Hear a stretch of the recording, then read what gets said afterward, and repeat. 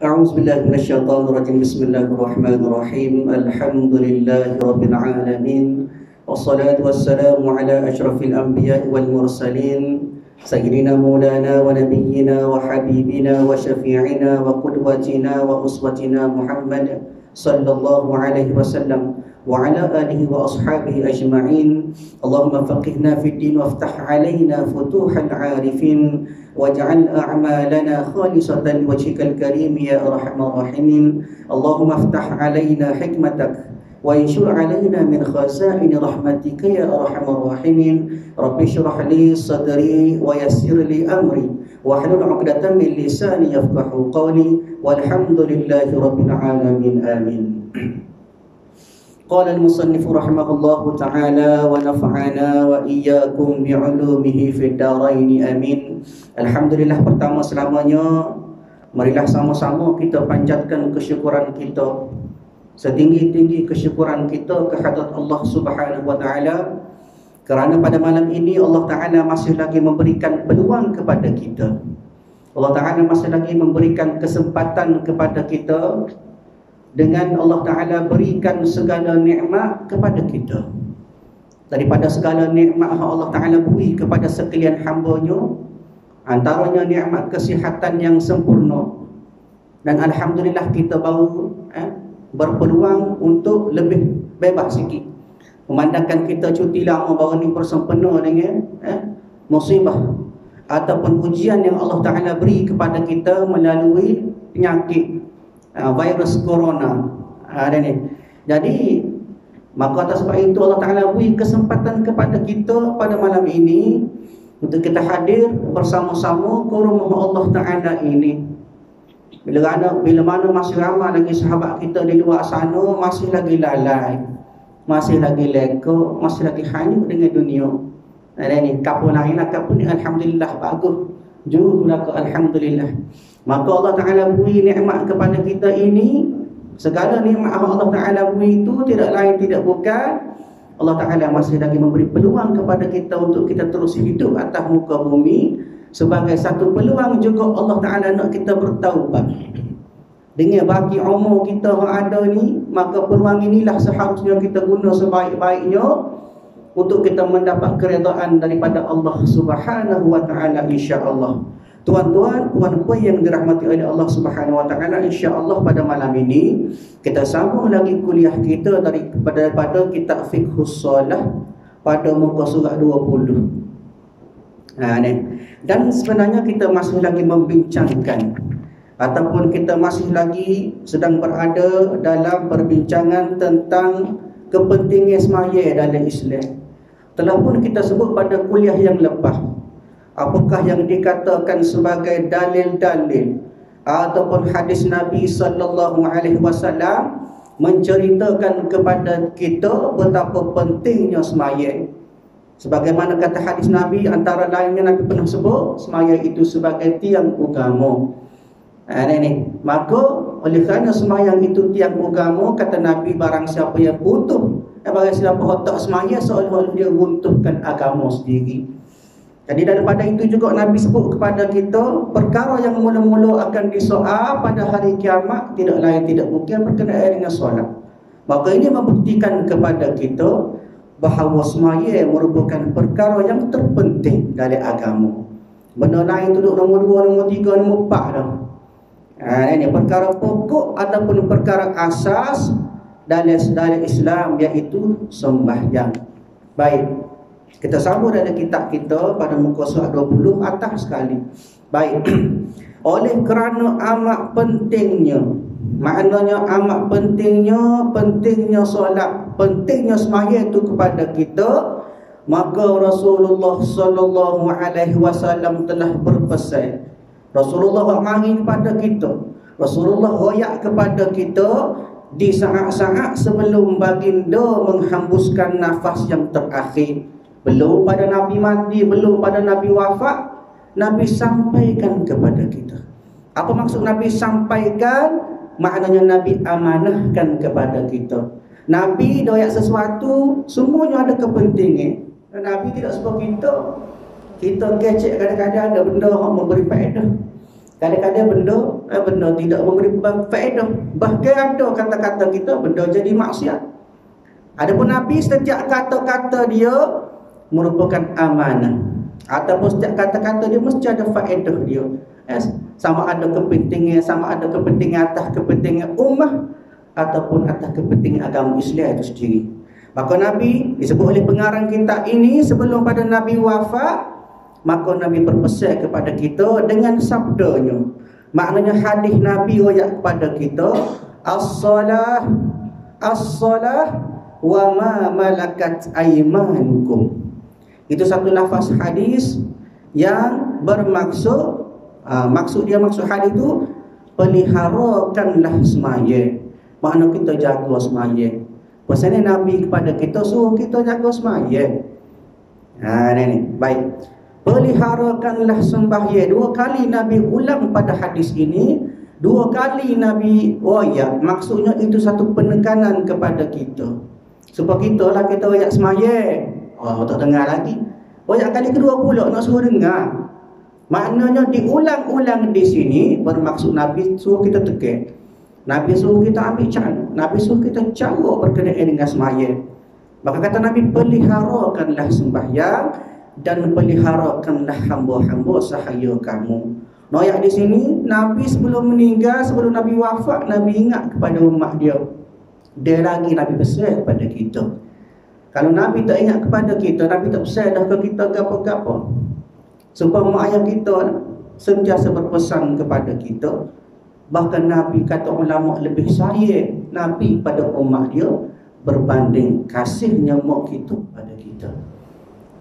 Ini baik. Hadis yang diriwayatkan oleh Abu Daud dan Ibnu Majah. Kata ulama, Abu Daud merupakan salah seorang perawi hadis yang muktabar. Bila sebut nama Abu Daud, maka semua ulama Islam tahu Abu Daud merupakan orang yang hebat dalam bab menukilkan hadis Nabi sallallahu alaihi wasallam.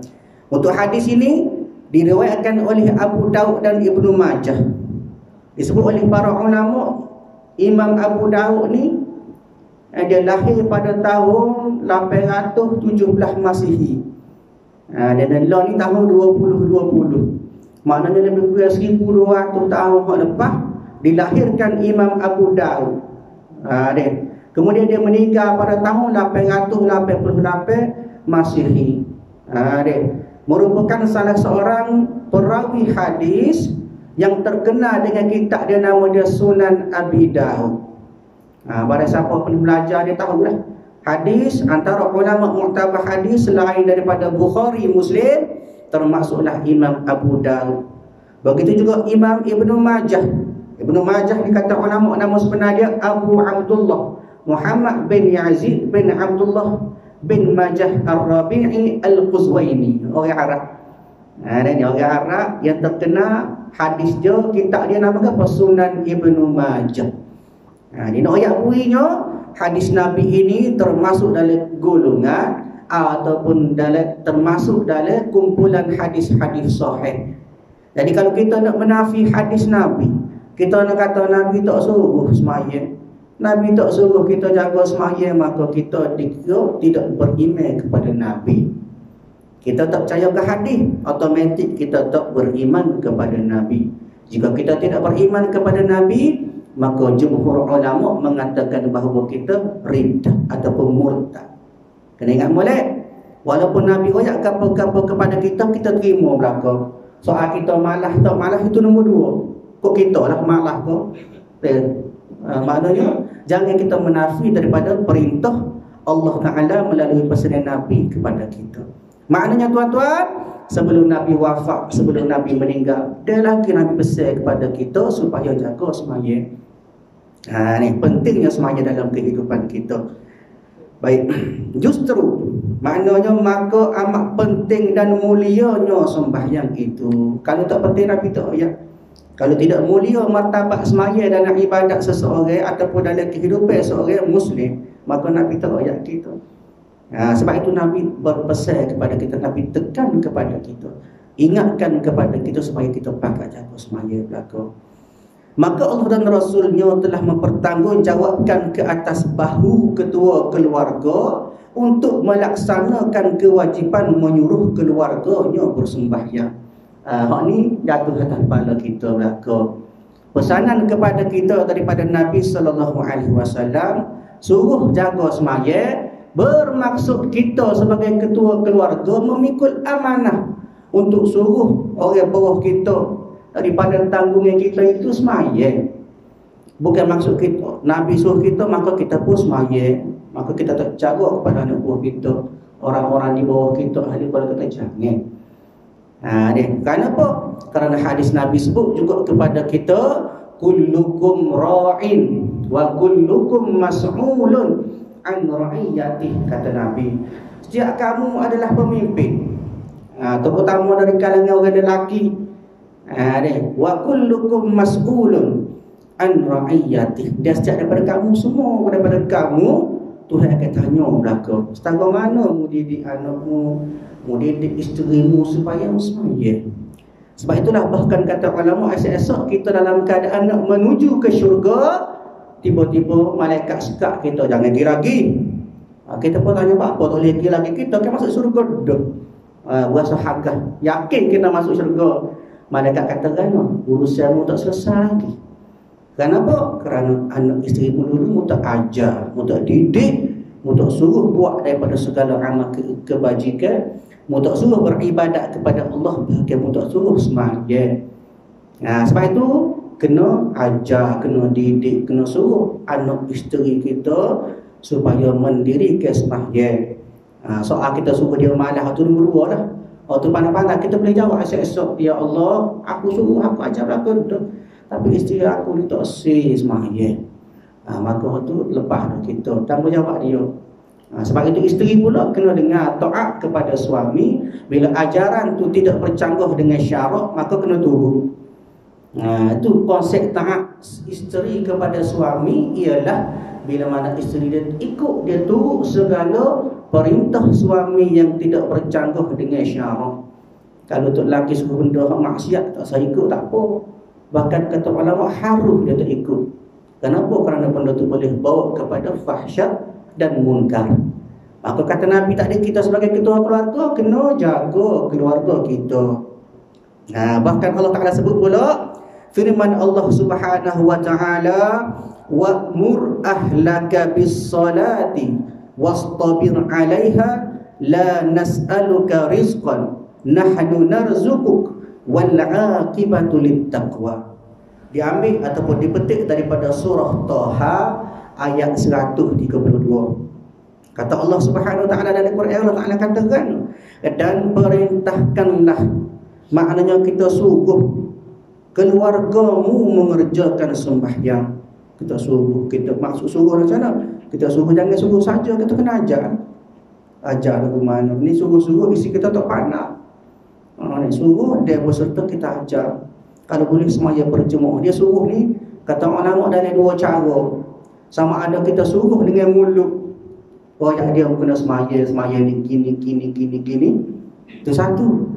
Yang kedua, kita ajak dia, kemudian dia ikut kita sebagai qudwah, ikutan. Kita jadi tok imam, dia pun semaya berjemaah bersama kita. Itu pun merupakan konsep ajak juga. 2 cara. Pilihan bergantung kepada kita. Tapi maknanya tanggungjawab kita suruh keluargamu mengerjakan sembahyang, dan bersabarlah kamu dalam mengerjakannya. Allah Ta'ala sebut kena sabar sembahyang ni. Kenapa? Kerana sembahyang ni kata ulama, la thaqilatu 'alan nafs, berat pada nafsu. Ini payah sembahyang sebenarnya, tama-tama sembahyang subuh. Oh payah. Duduk perang dengan nafsu kita, duduk perang dengan syaitan lagi. Macam mana nak sembahyang? Ni nak boleh ke bangun payah. Sebab tu Allah Ta'ala kata kena sabar. Benda payah kata Allah kena sabar. Dan bahkan kata ulama, benda payah inilah sebenarnya jalan ke syurga. Ni benda senang ke apa dia? Maksiat. Oh senang. Asal nak buat jadi selalu. Ni benda-benda senang sebenarnya bukan satu jalan menuju ke syurga. Bahkan kata ulama, jalan nak menuju ke syurga merupakan satu kepayahan. Nak amal payah, nak semaya payah, nak sedekah payah. Serba payah. Kenapa? Kerana boleh pahala. Itu jadi payah tu. Dan pahala ni satu benda kita tidak nampak. Terang kalau pahala tu kita nampak selalu. Berbuh 10 siri dalam tabung, boleh lalu kita orang maya Allah. Ni dia kenapa sedekah? Tu bagai nampak. Jadi rajin selalu. Jadi ujian kepada kita, satu terbiah kepada kita ialah Allah Ta'ala buat pahala tu tak nampak. Di situlah sebenarnya cara Allah Ta'ala nak uji kita, nak nilai kita. Maka kata Allah, kena sabar. Apa saja ibadat kita, apa saja amal kebajikan kita, semua kena sabar. Kenapa? Payah pada nafsu kita. Nafsu tak sip. Nafsu nak ya, sedap hidup atas dunia, makan sedap, minum sedap, tidur sedap. Itu senang. Maka sabarlah kita untuk kita mendirikan solat. Maka kata Allah Ta'ala lagi, kamilah yang memberi rezeki kepadamu. Maknanya Allah Ta'ala waktu rezeki kepada kita. Tak kira rezeki ni banyak. Tak nanti ke duit, tak nanti ke harta, tak nanti ke rumah besar, tak nanti ke kereta besar, tak nanti ke isteri besar. Tunggu maknanya rezeki tidak hanya harta benda, bahkan kesihatan pun rezeki. Kesihatan pun rezeki, hidayah itu rezeki. Sihat berbadan itu rezeki, boleh makan lalu rezeki, dan boleh mari masjid rezeki, semua rezeki.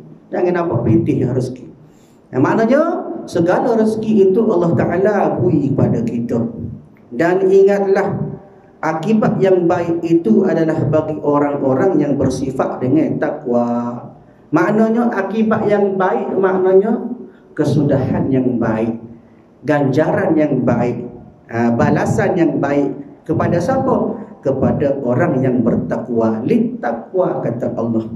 Sebagaimana yang telah hamba sebut pada kuliah yang lepas, bagaimana kita nak mengenal konsep takwa. Takwa ni ke apa? Kat takwa kita nak kata kita bertakwa kepada Allah, tapi kita tak faham ke apa takwa. Maksud takwa kata ulama, takwa ialah kita takut kepada Allah. Macam mana kita nak tahu kita takut kepada Allah? Berdasarkan ayat Quran, Allah Ta'ala sebut, kuntum khaira ummah ta'muruna bil ma'ruf wa tanhauna 'anil munkar wa tu'minuna billah. Di situ konsep takwa 3 perkara. Gapada yang pertama, ta'muruna bil ma'ruf, musuh dia membuat benda baik. Maka takwa tu. Cukup dah takwa, dak lagi kalau lagu tu saja. Gapo yang kena tambah? Wa tanhauna 'anil munkar, mu cegah dia mu jangan buat benda bukan. Benda jahat mu jangan buat, jangan suruh, jangan buat benda jahat, benda munkar ataupun benda cangguh dengan syarak. Yang ketiga, wa tu'minuna billah, mu beriman kepada Allah. Cukup 3 syarat, maka cukuplah konsep takwa pada kita. Kalau kita sekadar buat baik tapi benda jahat kita tak berhenti, itu tak panggil takwa lagi. Syarat dia ada 3. Dan kata ulama, syarat ketiga ialah dia akan ikut bila mana selesai syarat pertama, selesai syarat kedua. Mu buat baik, mu tidak buat benda jahat, automatik mu akan jadi beriman kepada Allah. Kita sebab tu kita jangan juga kata aku bertakwa kepada Allah Ta'ala. Kita tak rasa tu. Hakikatnya sebenarnya kita ni banyak cemuah dosa kita dengan Allah Ta'ala. Kadang-kadang Allah Ta'ala kita jaga hak-hak sesama manusia kita tak jaga. Kadang-kadang sama manusia bagus, baik, dia rajin tolong orang, rajin sedekah, rajin gitu, rajin gini sesama makhluk. Tapi dengan Allah Ta'ala dia jual, dia lalai kepada Allah. Itu masalah dia ni. Kapur lain kapur ni alhamdulillah bagus belaka. Maknanya kita kena ingat segala amalan kebajikan kita, segala amalan yang baik itu balasannya ialah daripada takwa. Orang yang bersifat takwa itulah Allah Ta'ala beri ganjaran yang terbaik kepada dia. Sama ada redha Allah Ta'ala yang mana akan menatijahkan kepada kita, memberi kesan kepada kita, iaitu balasan syurga kita dunia. Tuan-tuan puan-puan yang dirahmati oleh Allah Subhanahu Wa Ta'ala, kita sambung lagi. Kemudian tanggungjawab ibu bapa. Maka pengarang kita ini sambung lagi pada bab tanggungjawab ibu bapa mendidik dan memerintah anak-anak mereka sembahyang. Ini tanggungjawab kita. Hukum mana pun anak-anak ialah satu amanah kepada kita. Kita jujuk anak kita. molek kita corokkan anak kita, molek kita bentuk anak kita, molek kita didik anak kita, maka moleklah hasilnya. Kita dah kata, buat apa anak aku ni malas sembahyang, buat apa anak aku ni malas mengaji Quran. Maknanya ada benda kita didikkan kita tu tak cukup sempurna. Ini kenapa? Kerana anak ini acuannya ialah ibu bapa. Nak tengok, nak tahu bangga anak, tengok mak ayah dia. Ini sejauh mana anak-anak dididik, maka itulah gambaran didikan mak ayah kepada anak-anak. Maknanya tanggungjawab ibu bapa mendidik anak-anak, memerintah anak-anak, terutama pada bab semaya. Ini kadang-kadang anak-anak kita bagus didikan, ngaji sekolah pandai, ngaji sekolah tinggi, masuk U sebagainya, tapi dah dapat hukum agama tak jaga. Itu kesilapan kita. Sudah bermula, maknanya suruh anak-anak kita semaya tadi bermula semenjak si anak berumur 7 tahun. Jangan besar baru nak suruh. Umur 7 tahun kena suruh dah. Ni kat duk manja. Dia muda lagi, biarlah dulu. Mangi lagi dia. Jangan. Nabi besar pada kita 7 tahun suruh anak semaya. Sebagaimana telah dinyatakan oleh Rasulullah SAW dalam sabdanya, Nabi sebut dalam satu hadis, Nabi katakan, murru auladakum bis-salah wa hum abna'u 7 sinina wadribuhum 'alayha wa hum abna'u 10 sinin wa farriqu bainahum fil madaji atau kama qala fa sadaqa Rasulullah SAW. Ini satu hadis yang diceritakan kepada kita oleh Abu Daud. Sebagaimana disebut, kata ulama hadis menyatakan bahawa hadis ini merupakan hadis hasan. Boleh tengok dalam kitab Sunan Abu Daud, hadis yang bernombor 495. Ini. Baik, pada bab kitabus salat, bab mata yu'maru al-ghulamu bis-salah, hadis nombor 495, Nabi kata, maksudnya suruhlah anak-anak kamu mengerjakan sembahyang ketika mereka berumur 7 tahun.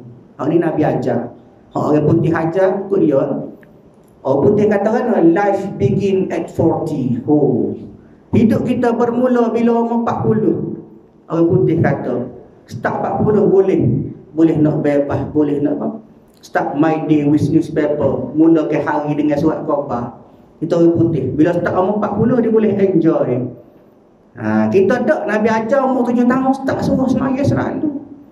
Dan pukullah mereka, makna kita katuk anak-anak kita. Maksud Nabi SAW kita pukul ni untuk litadrib, untuk kita didik, untuk kita ajar supaya lekat ibadat semaya pada diri dia. Sebab budak ni, kanak-kanak ini, jika tidak dipukul maka tidak ada kesedaran. Pasal apa? Pasal kata ulama, masa keadaan kita anak-anak dalam proses kita belajar. Masa itulah kita nak kenal dunia. Masa itulah kita nak kenal macam mana masyarakat, macam mana ibadat dan sebagainya. Maka kata Nabi, kita kena piak. Jika mereka tinggal semaya bila? Semasa mereka berumur 10 tahun.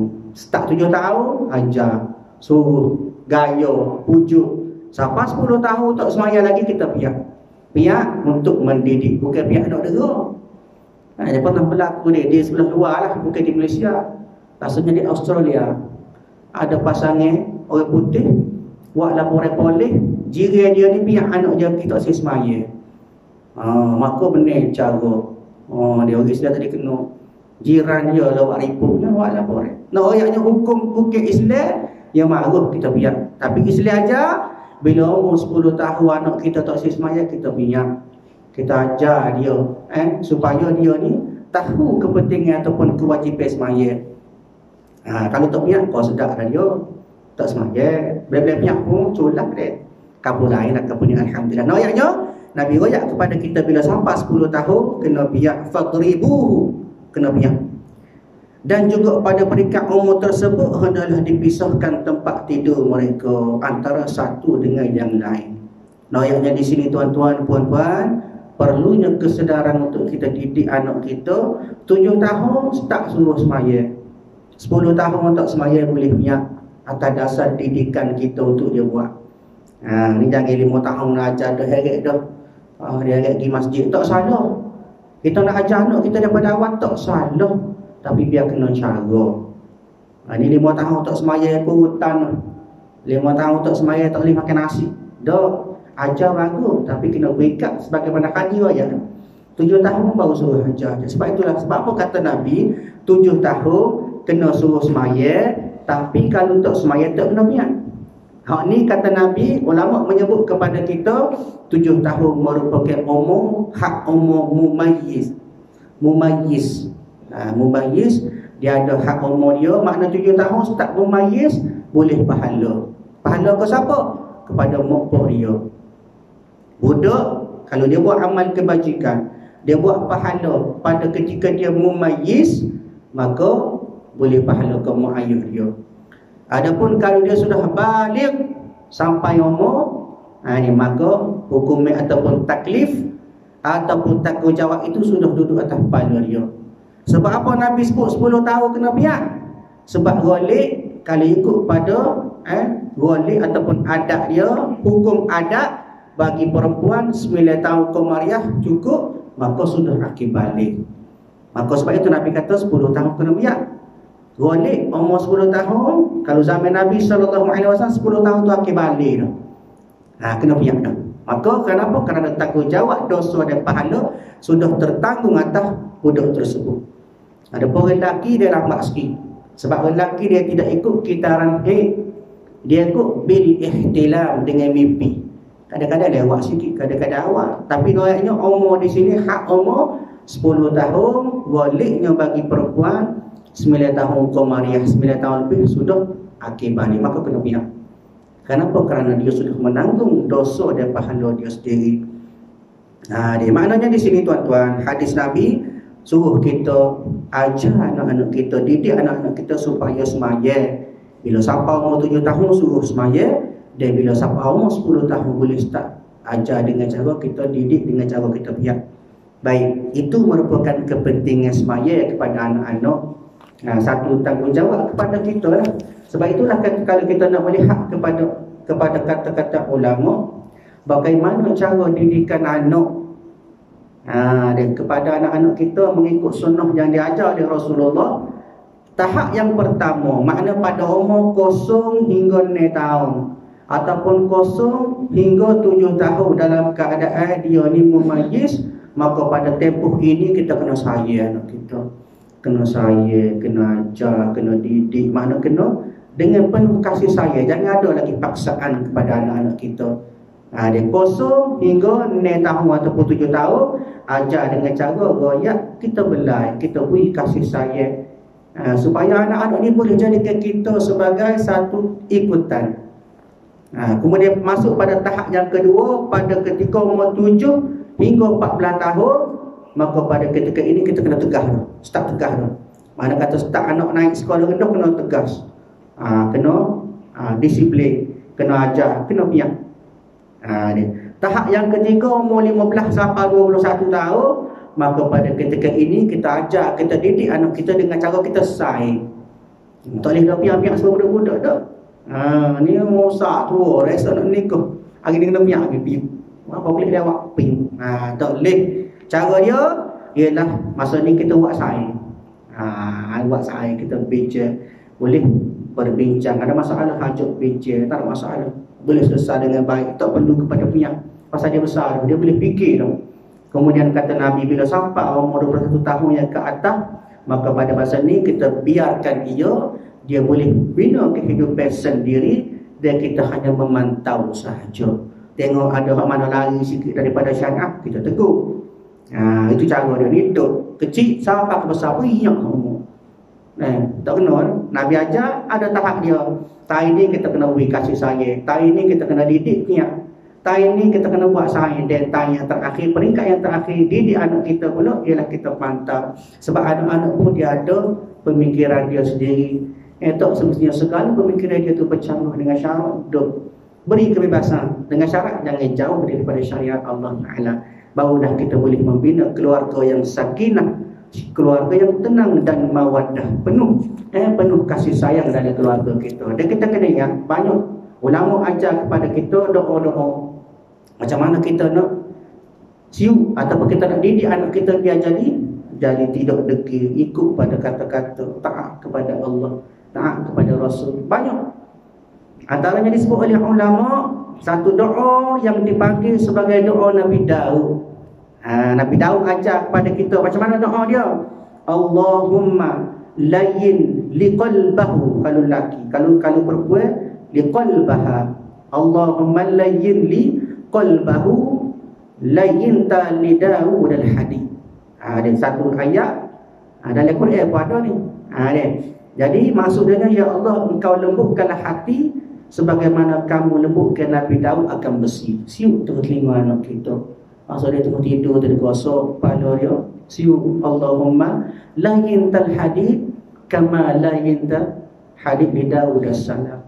Nabi Daud sebagaimana menurut Qisasul Anbiya, satu kitab yang dinamakan sebagai Qisasul Anbiya, cerita Nabi-Nabi, menceritakan kepada kita antara kelebihan Nabi Daud, mukjizat Nabi Daud, dia boleh belenggu besi. Hebat Nabi Daud. Besi ni dia buat sebagai gandum. Gotek-gotek buat bedek. Ni gotek-gotek buat pisah. Itu kehebatan Nabi Daud. Maknanya pada Nabi Daud besi itu jadi lembut. Sebab itulah ada doa diajar kepada kita supaya Allah Ta'ala lembutkan hati anak kita. Ni kalau ada isteri kita siuk di telinga. Jangan tanya kita nak bini baru yang kita siuk dah. Bila mana dia tak taat kepada perintah Allah, tak dengar nasihat kita suruh semaya tak sih, suruh tutup aurat tak sih, suruh buat ibadat tak sih, suruh taat kepada suami tak sih, kita boleh siuk doa ni. Ni supaya apa? Supaya lembut hati dan diberi ketaatan kepada Allah. Begitu juga disebut dari surah Asy-Syu'ara ayat 19, Allah Ta'ala sebut satu doa, Allahumma latifun bi'ibadihi yarzuqu man yasha wa huwal qawiyyul aziz. Maksudnya, ya Allah yang maha lembut kepada hamba-Nya, dia memberi rezeki kepada sesiapa yang dia kehendaki, dan dialah yang maha kuat lagi maha kuasa. Ini untuk satu doa supaya lembut hati. Boleh di setengah orang dia siuk di gelas air tu, boleh minum ke anak dia, cucu dia, ikutlah. Maknanya supaya diberi kelembutan hati. Sebab hati ni satu sifat, antara sifat hati adalah kerah. Tambah-tambah hati hak payah nak menerima hidayah. Dia tak nanti ke anak isteri kau sayang-sayang kita, berasa jiran ni payah nak suruh semaya, ada semaya ni tak sih. Kapul lain lah, kapul bagus berlaku, alhamdulillah. Maknanya boleh juga buat air tawar sikit, walau jadi tak berapa, siuk sikit, sebut ayat tadi, insya-Allah hati dia lembut. Biar kita doa supaya dia nak juga kepada perkara-perkara kebaikan, kebajikan, insya-Allah. Kemudian banyak lagi lah doa-doa yang boleh kita siuk ataupun didik kita buat kepada anak-anak kita, isteri kita, supaya taat kepada Allah, supaya dia jalankan segala perintah yang kita nasihat kepada dia. Mudah-mudahan dia boleh buat juga sebagaimana mengikut syariat Allah Subhanahu wa taala. Sebab itulah tuan-tuan perempuan telah disebut kepada kita betapa muhimun ataupun betapa pentingnya ibadat solat kepada kita, yang mana merupakan satu kewajipan kepada kita. Bahkan kata ulama, disebut daripada Abu Hurairah radhiyallahu anhu, satu hadis Nabi ayat kita, Abu Hurairah radhiyallahu anhu, ia dengar Rasulullah ayat. Rasulullah katakan, sekiranya di rumah kita tu ada pintu, kemudian di depan pintu tu pula ada sungai yang mengalir, dan ia mandi di situ sebanyak 5 kali sehari. Ada pintu, kita mandi di sungai, depan pintu kita tu mandi 5 kali sehari, kata Nabi. Adakah masih ada kekotoran yang masih tertinggal di badannya? Ada lagi kalau kotor tubuh dia. Dah dia ni mentang-mentang pergi mandi, 5 kali sehari dia mandi. Maka ditanya kepada sahabat, maka sahabat katakan, tidak ada kekotoran sedikit pun yang tertinggal di badannya.